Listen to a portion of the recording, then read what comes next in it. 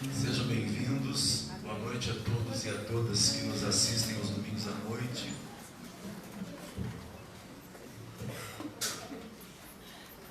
Sejam todos bem-vindos. Minha oração e desejo é que saiamos daqui melhores do que nós viemos e que sejamos fortalecidos para mais uma semana. Você que costuma trazer a sua Bíblia,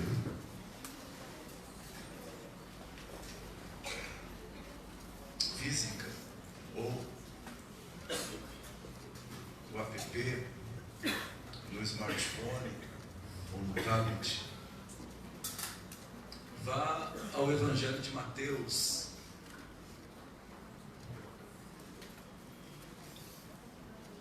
ao capítulo 7.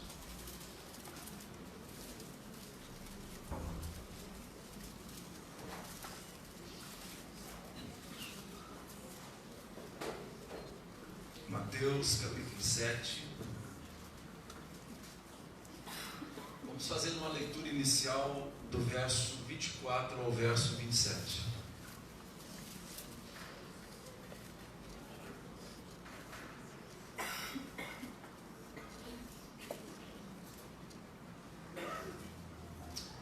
Façamos a leitura. Todo aquele, pois, que escuta estas minhas palavras e as pratica, eu irei assemelhá-lo ao homem prudente, que construiu sua casa sobre a rocha. E desceu a chuva, sopraram os ventos, correram os rios, e bateram contra aquela casa, e não caiu, porque estava edificada sobre a rocha.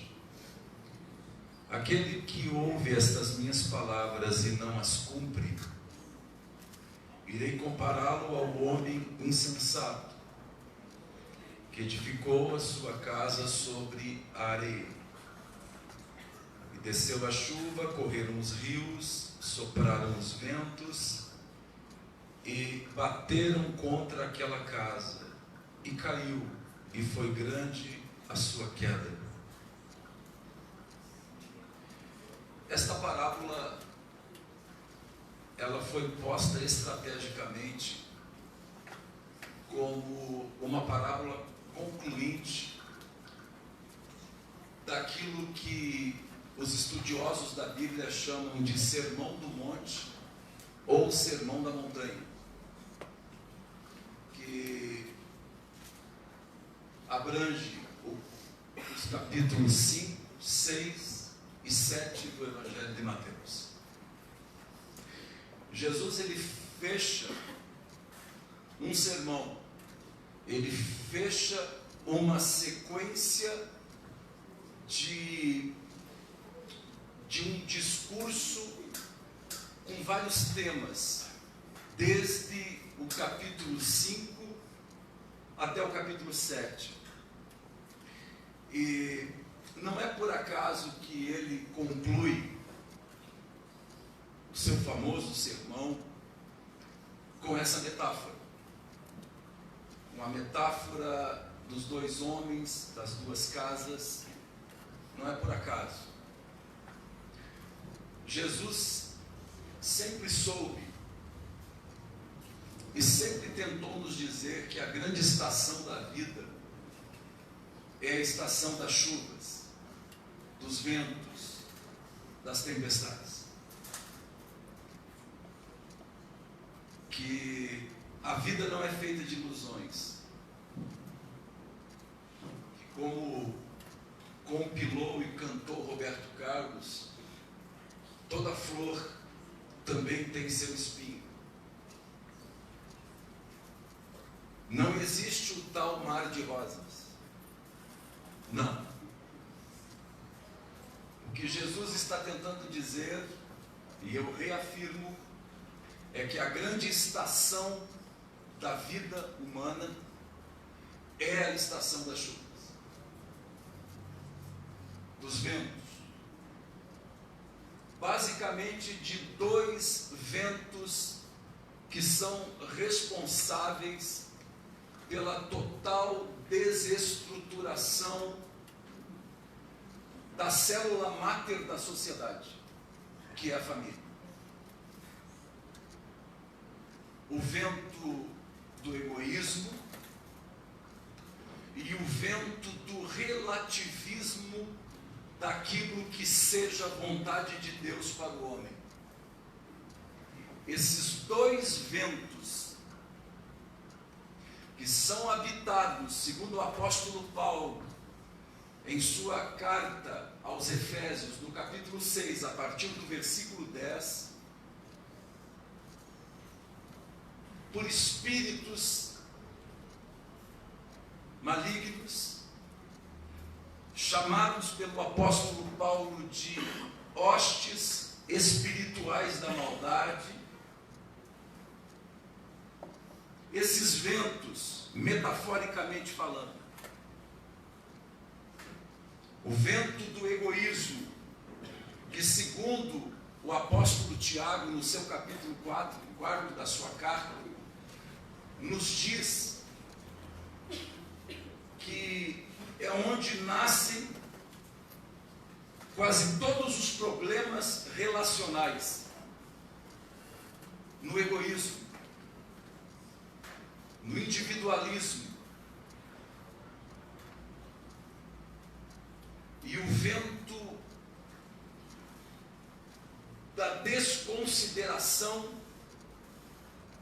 das regras de Deus para os relacionamentos, das regras de Deus para a vida. Desses dois ventos nascem os grandes problemas da humanidade. Então nós comecemos assim, Jesus dizendo: inevitavelmente os ventos vão soprar, os rios vão transbordar devido ao aumento do índice pluviométrico, devido às enxurradas, os rios vão transbordar e inevitavelmente vão vir de encontro às nossas casas, às nossas vidas. Vão vir de encontro. Entretanto, já na conclusão do sermão, sendo quase um pleonasmo vicioso, Jesus conclui dizendo que o problema não são as tempestades, o problema não são as chuvas, não são o transbordar dos rios, pois tais fenômenos são inevitáveis. Que o grande problema está na estrutura, está no firmamento, está no alicerce. Talvez hoje Jesus diria que do alicerce depende o tamanho, a durabilidade e até mesmo a estética de um prédio. O problema não são as tempestades. O problema não são os desgastes no seu casamento, na sua relação conjugal. O problema não é o vento do egoísmo. O problema não é a relativização e a desconsideração daquilo que seja a palavra de Deus. O problema é a estrutura do ser humano. Tanto é que, se as senhoras e os senhores perceberem, numa leitura mais atenta da metáfora da qual Jesus lançou mão dos dois homens e das duas casas, a única coisa que diferencia os dois homens, a única coisa que os diferencia é a presença ou não do alicerce. Porque senão, vejamos, ambos os homens construíram uma casa.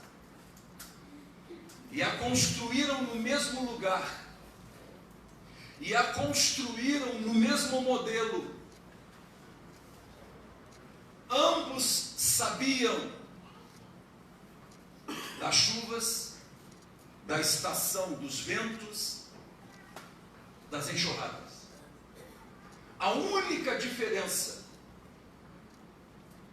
é que um homem investiu no alicerce e o outro o desprezou. A única diferença. Como Jesus conclui o sermão com essa parábola, ele está dizendo para nós que a grande sacada é nós não sermos apenas ouvintes passivos de seus ensinamentos. Porque existe uma grande diferença entre o ouvir e escutar. Ouvir é um fenômeno biológico. Escutar é um movimento psicológico que requer assentamento intelectual, que requer compreensão, que requer entendimento. Muitos ouvem, mas não entendem. E o que Jesus quer que entendamos, primeiro, é que as tempestades fazem parte da vida. E que se alguém prometer para você, ainda que em nome do próprio Deus, ou em nome de Jesus, de que você não terá problemas na sua vida, ainda que você creia em Jesus Cristo, essa pessoa ou ela estará equivocada, ou ela estará mal intencionada. Todos nós continuaremos tendo problemas na vida. As tempestades fazem parte dela. E os ventos vão continuar soprando.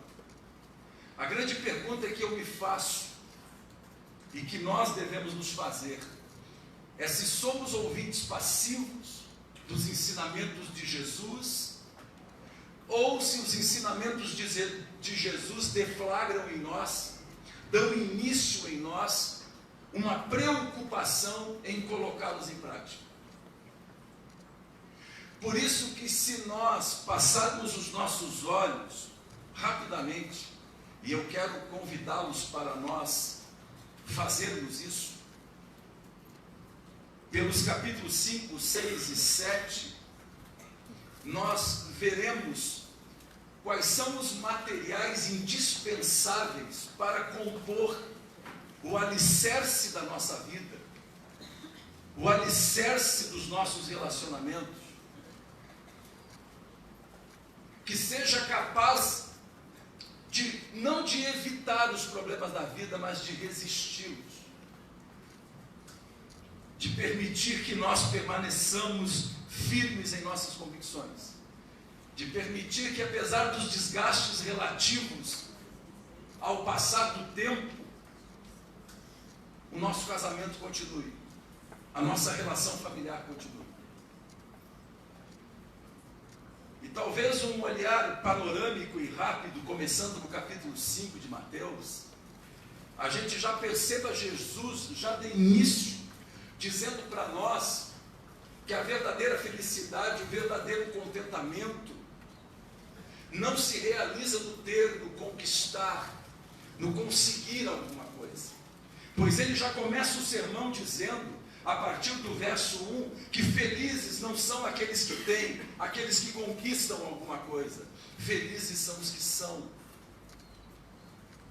Que a felicidade, ela se estabelece no eixo do ser. Não tem a ver com aquilo que eu conquisto, mas tem a ver com aquilo que eu me torno, com aquela pessoa que eu me torno. Jesus já começa dizendo isso. Se vocês quiserem ter um alicerce firme para a vida pessoal de vocês, que lhes dê sustentabilidade, vocês precisam entender que Deus valoriza o ser humano, Deus valoriza o seu caráter, quem você é, a sua identidade.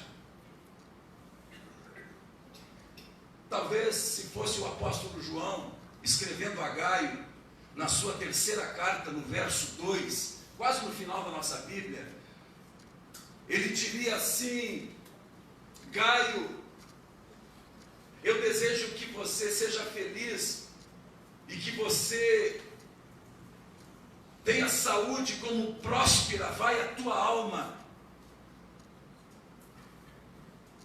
Vendo a prosperidade para além da teoria, da teologia da prosperidade, dizendo que o homem é aquilo que tem, aquilo que possui. Às vezes o ser humano, ele possui muitas conquistas, mas ele é um derrotado naquilo que Deus aprova. Ele não é uma pessoa feliz. Ele não é uma pessoa contente. Esse entendeu que nós precisamos ser prósperos, em primeiro lugar na alma. Quem é próspero na alma, como nós conversamos no domingo passado, tem uma imagem saudável e equilibrada de si mesmo, à luz do Evangelho. Passa a saber quem é. E por ter uma imagem saudável de si mesmo, tem uma autoestima alta. Porque a autoestima, a estima, o valor que nós atribuímos a nós mesmos, está relacionado à imagem que temos de nós mesmos. Esse ser é próspero. E uma pessoa assim, que é próspera na alma, é uma pessoa que tem uma grande probabilidade de ser próspera nas outras áreas da vida. Jesus, uma vez ele disse que aquele que acha que tem, mas não tem, até aquilo que ele acha que tem, ele vai perder. Como é que a gente perde aquilo que não tem? Quando a gente perde a ilusão de que nós achamos que tínhamos alguma coisa. O que dá sustentação ao que a gente tem é a prosperidade da nossa alma, é o nosso ser. Jesus começa o sermão dizendo isso. E ele progride, dizendo para nós, se não me falha a memória, no verso 17, que deve compor o alicerce de uma vida e de uma família próspera, de uma família feliz. O entendimento de que Jesus não veio revogar a palavra de Deus, as Escrituras. Jesus não veio anulá-las. Jesus veio dar ao decálogo, aos 10 mandamentos, uma nova interpretação. Ele veio dar uma nova interpretação, ainda mais exigente. E o que é que ele está dizendo com isso? Que para termos um alicerce firmes, para sermos felizes, para termos uma família abençoada, para enfrentarmos as tempestades da vida, o vento do egoísmo, a gente precisa entender que existem regras estabelecidas por Deus para vivermos. E isso vem de encontro ao culto do achismo, ao culto do sentimentalismo, ao culto das revelações e dos sonhos, destituídos de confirmação da própria palavra de Deus. Hoje as pessoas não estão preocupadas com o que está escrito na Bíblia, elas estão preocupadas com os seus sentimentos, se elas estão se sentindo bem ou não. Hoje, a chave interpretativa da Bíblia de algumas pessoas é o achismo, mas eu acho que é assim.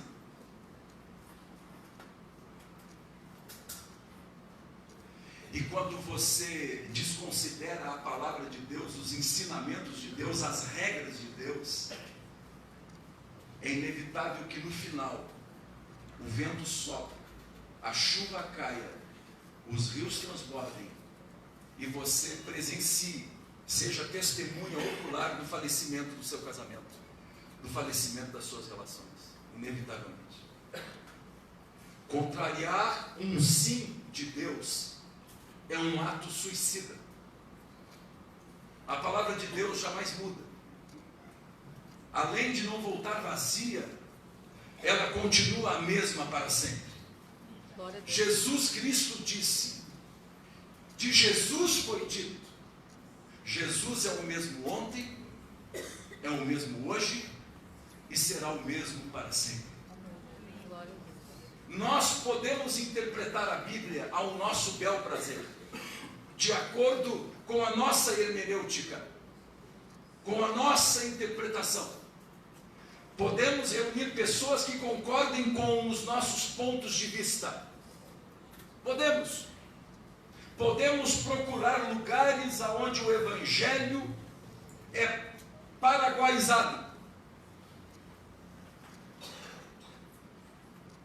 é banalizado. Podemos, porque são lugares que massageiam o nosso ego. Jesus não veio para massagear o nosso ego. Jesus veio para transformá-lo. Nem que para isso ele precise quebrar o vaso para fazê-lo de novo. Nem que para isso ele olhe para você hoje à noite e diga assim: eu não quero que você suba na vida, eu quero que você desça a casa do oleiro. Como disse a Jeremias no capítulo 18, do livro que leva o seu nome.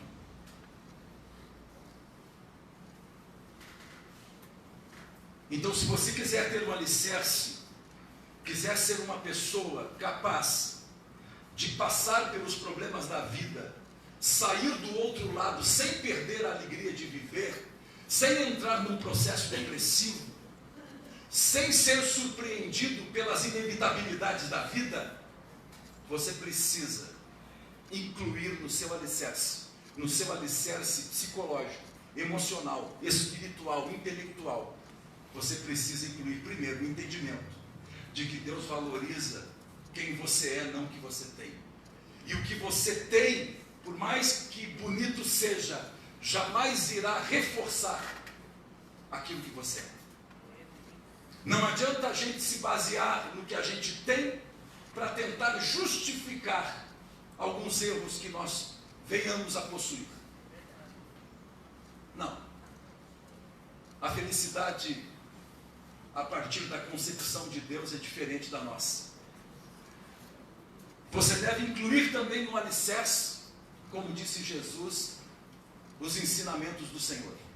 Porque Ele não veio revogar a lei, Jesus veio dar à lei uma nova interpretação e dizer para nós que sem Ele nada podeis fazer. Que sem mim vocês jamais serão capazes de obedecer à lei do Pai.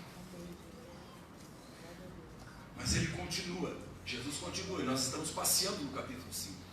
Mais à frente, se não me falha a memória, a partir do verso 25 do capítulo 5, Jesus ele fala sobre odiar o teu irmão, como que dizendo para nós, se você quiser ter um alicerce que seja firme, você não pode construir em cima de lixo psicológico, lixo emocional. Você não pode seguir em frente se debaixo do tapete da sua casa, se na sua história pregressa, se nas relações, inclusive com a sua esposa e com o seu esposo, com seus pais e com seus filhos, quem sabe com seus irmãos, com seus cunhados e cunhadas, se nessas relações existe o cheiro do ódio, o cheiro da vingança, o odor do ciúme, da inveja. Se tu fores trazer alguma coisa, a tua oferta é o que está escrito aí. Se tu fores trazer a tua oferta e te lembrares que tu tens alguma coisa contra o teu irmão, coloca a tua oferta no teu bolso, sai desesperadamente pela porta da igreja, procura o teu sobrinho, o teu pai, a tua mãe, se vivos estiverem, e peça-lhes perdão imediatamente, ainda que o causador do dano tenha sido ele e não você. Porque Deus, ele só se permite ser amado no outro. Ninguém consegue amar a Deus diretamente. Eu fico boquiaberta com pessoas que acham que estendendo as mãos para cima, passando vigílias, somente ela e Deus num lugar, elas estão amando a Deus fazendo isso. Não. Deus não precisa do nosso amor. Deus, ele se sente amado quando eu amo o meu próximo. Amém. É disso que fala a parábola do bom samaritano. Você nunca vai amar a Deus de verdade se você desprezar a comunidade. E eu vou dar uma explicação para algumas pessoas que confundem igreja com comunidade e com denominação evangélica. Eu volto a esse ponto, porque para algumas pessoas que já assimilaram, isso é batido. Mas tem pessoas que não sabem que igreja não é isso. E nem essa coletividade. Igreja sou eu, igreja é você. Eu sou igreja. Quando eu, que sou a igreja, me encontro com você, que é a igreja, num mesmo lugar, nós formamos a comunidade. Porque temos coisas em comuns. Quando esta comunidade, quando esses 2 ou 3 estiverem reunidos em meu nome e eu estiver no meio deles, para nós existirmos no mundo jurídico, precisamos do CNPJ. E como a gente não pode pregar o evangelho sem nenhum CNPJ, porque é crime no nosso país, a gente precisa de uma denominação. Então eu tenho uma denominação, eu faço parte de uma comunidade e eu sou igreja. Não existe igreja sem comunidade. Existem teorias de pessoas que elas dizem assim: eu não preciso ir a uma igreja, porque Deus está aqui comigo. Essas pessoas, elas estão ou equivocadas, ou elas estão agindo de má fé. Não existe, assim como não existe gente sem família, não existe igreja sem comunidade. Eu pergunto para você, qual é a sua comunidade? Nem vou perguntar qual é a sua denominação. Qual é a sua comunidade? Se você quer um alicerce firme, você não pode construir em cima do lixo psicológico, em cima do ódio, em cima da vingança, em cima da raiva. E se nós prosseguirmos no capítulo 5, Jesus vai dizendo para nós como fazer esse alicerce que faz a grande diferença lá na frente. Jesus vai dizer para nós o seguinte: que você não pode ter um alicerce firme se você construir a partir de fantasias. E o que é que Jesus considera fantasia? Fantasia é onde nascem as traições concretas. Ao falar do adultério, Jesus Cristo dá uma nova interpretação ao mandamento e diz: se tu olhares para uma mulher e fantasiar na tua cabeça, em teu coração tu já pecaste e cometeste adultério. O que Jesus está dizendo para nós é que as fantasias são perigosas, que aquilo que acontece num canto escuro da nossa mente sem a presença aparentemente de nenhuma testemunha, se for alimentado, com o tempo irá se concretizar na história, irá se realizar de fato. E o alicerce de uma vida firme, de uma família firme, é um alicerce que não dá asas à imaginação, à fantasia e à ilusão.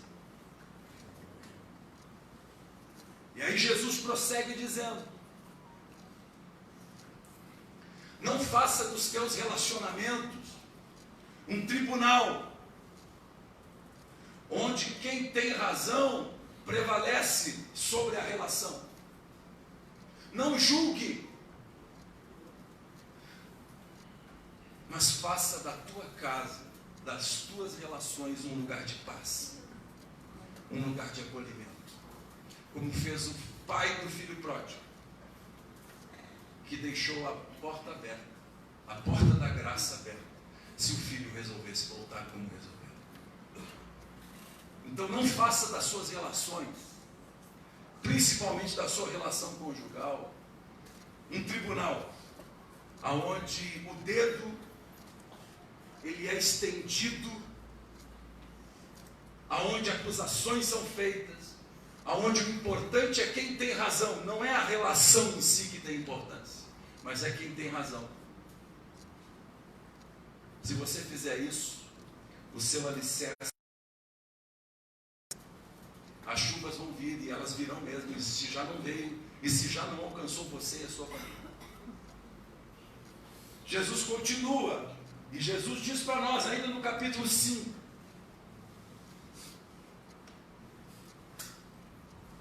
jamais usem como argamassa do alicerce a mentira.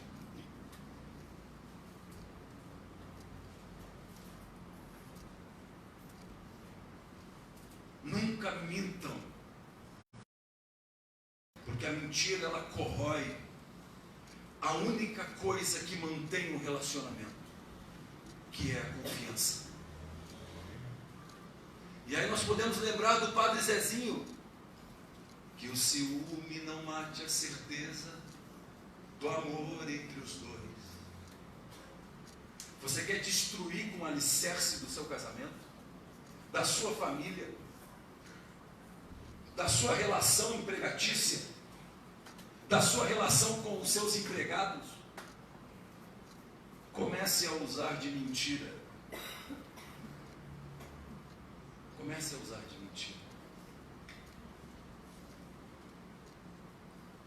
Aí Jesus continua no capítulo 6, e todo o capítulo 6, Jesus fala de uma coisa só: não caia na tentação de viver de aparências, de fachada, porque ao falar daqueles que jejuam para serem vistos, daqueles que oram para serem vistos, daqueles que dão esmola para serem vistos, ao dizer isso, Jesus está dizendo: cuidado com as aparências, com as fachadas, cuidado.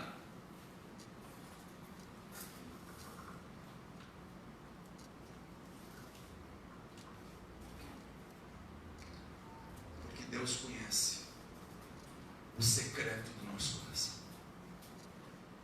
Cuidado. Se você quiser um alicerce, não priorize a fachada. Tenha uma fachada bonita sim, mas antes cuide do resto. Levante o tapete, tira a sujeira debaixo do tapete, tira a mentira, tira o lixo psicológico. Traz a palavra de Deus para a tua vida, para a tua família e para as tuas relações. Entenda que não é o que eu tenho, é o que eu sou.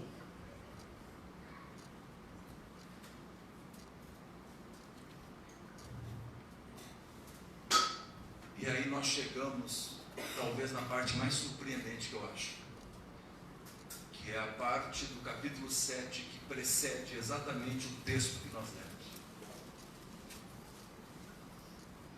Que o pois, no versículo 24 do capítulo 7, que nos liga ao que Jesus já vinha dizendo atrás. Portanto, Isso é bastante assustador,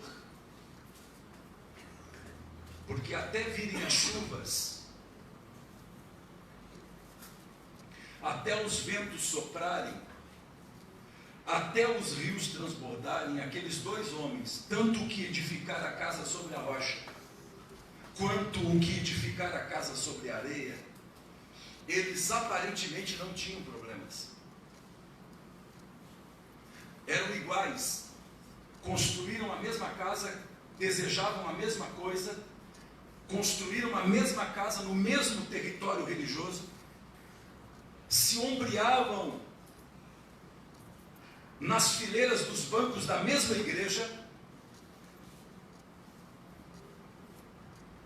inclusive se vestiam de forma semelhante, compravam Bíblias, compravam livros evangélicos, participavam da ceia todos juntos, até eram batizados nas águas em cumprimento ao mandamento de Jesus.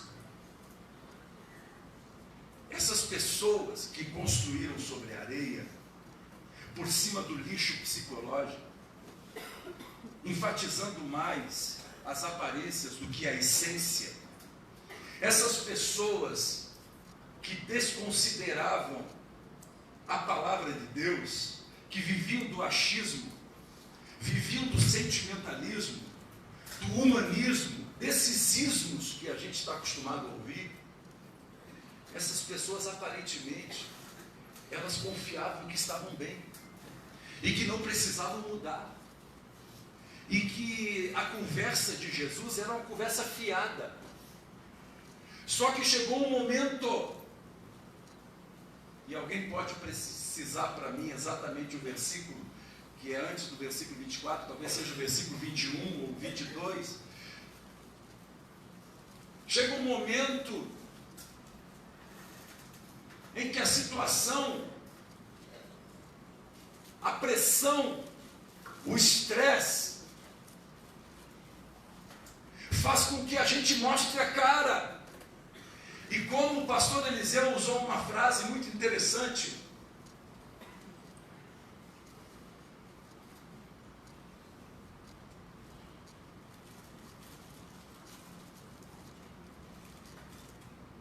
que o tempo, no seu devido tempo, coloca os reis nos tronos e os palhaços em seus círculos.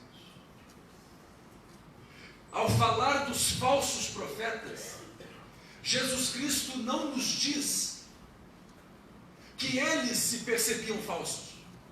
Isso não está dito aí. O que está dito é que eles acreditavam que haviam construído sobre a rocha. Eles acreditavam que possuíam um alicerce na vida deles. Tanto é que, em nome de Jesus, eles faziam o quê? Eles curavam. Então, se eu orar e alguém ser curado, não se admire comigo.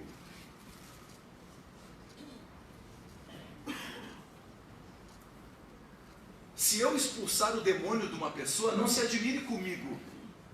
Você quer se admirar comigo? Converse com a minha esposa 1 hora sobre mim.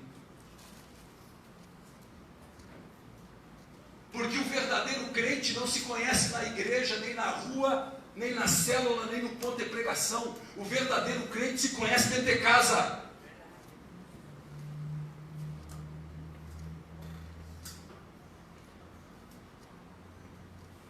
Isso, senhoras e senhores, é o que me impressionou. É que o tempo vai mostrar as pressões dos ventos, das chuvas e das tempestades. Vão revelar, porque Jesus já dissera que nada que esteja oculto ficará oculto, virá luz. Não adianta. Glória a Deus. Quem é e quem não é, os que são e os que não são, o tempo vai revelar.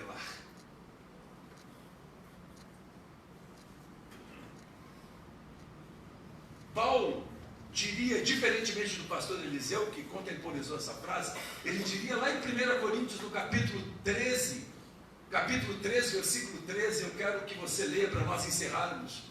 1 Coríntios, capítulo 3.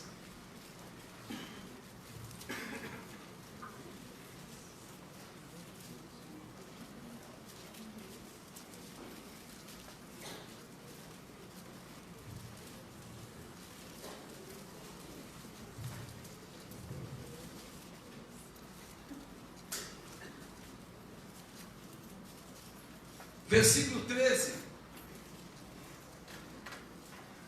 Quando eu falei, parafraseando, dizendo que o tempo mostrará o que cada um é, ou colocará cada um no seu devido lugar, os reis em seus tronos e os palhaços em seus círculos, Paulo diria para nós que o fogo das tribulações, o fogo dos problemas, vai revelar a obra de cada um. Que tipo de alicerce você tem e eu tenho? Você está firmado no quê? Nas suas convicções pessoais, ou você está firmado em Jesus, que é o alicerce? Você está firmado numa denominação evangélica, ou você está firmado em Jesus?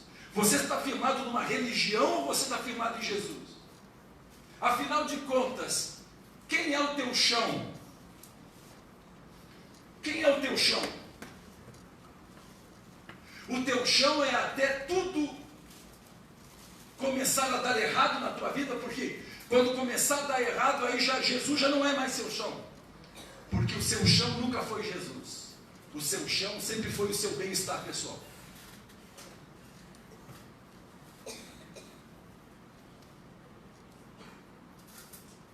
Pergunte para a pessoa que está ao seu lado, quem é o seu chão de verdade?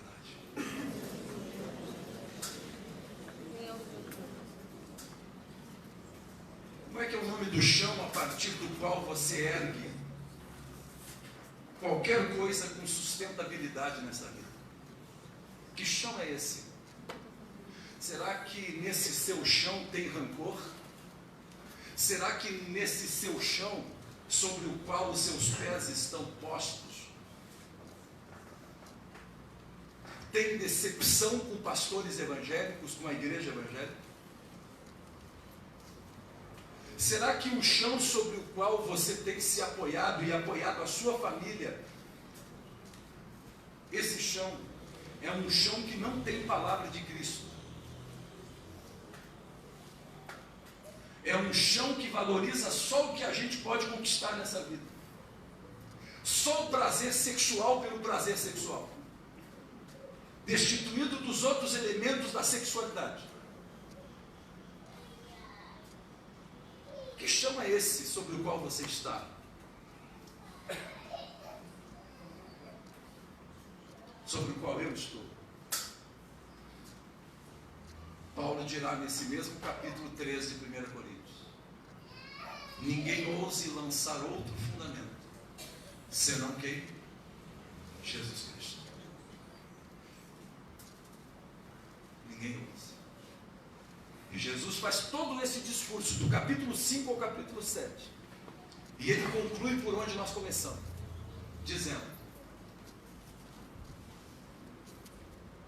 prudente é o homem e a mulher, que não é só ouvinte da minha palavra, mas praticante.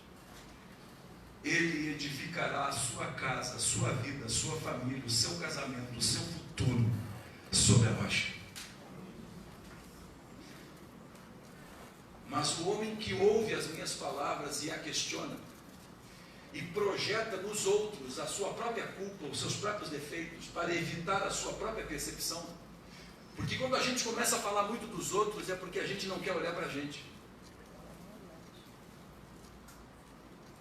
Esse homem, ele constrói sobre a areia, sobre o lixo psicológico.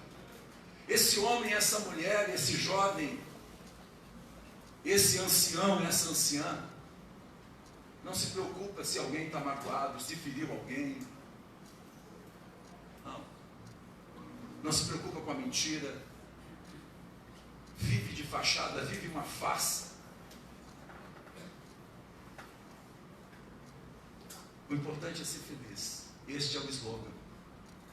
Era o slogan da igreja de Corinto. Continua sendo o slogan do mundo todo hoje. O importante é ser feliz. O resto que se exploda. Eu estou casado há 25 anos.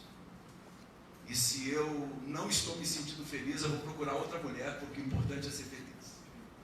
E eu sou um profissional da saúde. E eu sei que muitos conselhos nesse sentido são dados.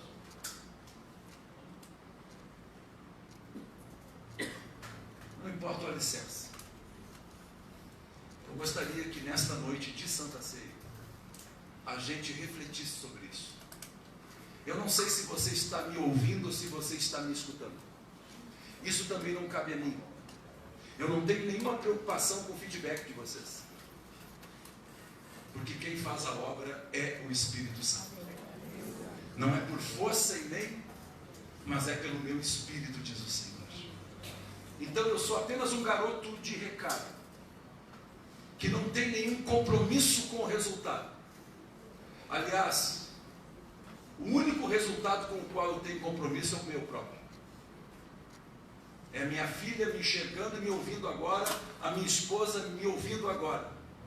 Esse é o compromisso que eu tenho com o resultado. O resto não me interessa. Se eu vou ver você domingo que vem aqui na igreja, se eu não vou ver você, isso não me interessa. Mas a palavra precisa ser pregada. A igreja precisa retornar ao Evangelho. Se nós quisermos ser salvos, nós precisamos retornar ao Evangelho. E não é retornar ao fanatismo, ao isolamento. Não. É retornar ao Evangelho, é retornar à vida, retornar ao amor, ao acolhimento, retornar à repugnância com aquilo que deixa Deus triste. Eu gostaria que você, se você pode, você ficasse em pé.